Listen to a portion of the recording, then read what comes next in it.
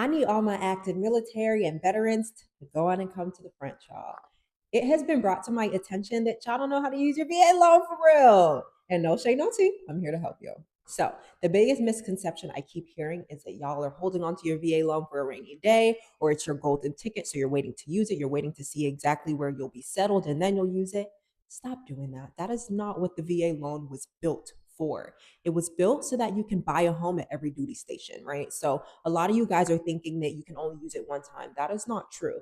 You use it up until a certain amount. So, for example, let's say you get up to $1 million in buying power. Just mean you can buy $1 million worth of house.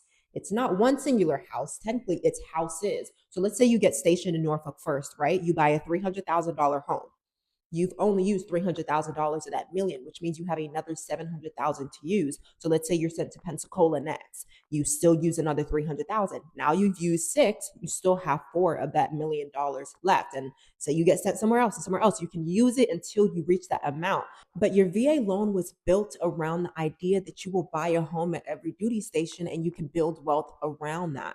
And that's how a lot of people go about house hacking using their VA loan, because you can't just buy multiple properties all in one area and then rent out them. You cannot use it like that. However, if you buy a home, you get new orders and you have to leave, you are not required to sell your first home. You can keep it, rent it out, and then just buy a home at your new duty station. So now you have two properties. You are renting that first one. However, at some point, it was your primary residence before you got new order. So if you have been wanting to buy a home, but you were not wanting to use your VA loan because you didn't know where you'd be settled yet and you thought you might get new orders, y'all, that's not a reason to not use your VA loan because you can use it again.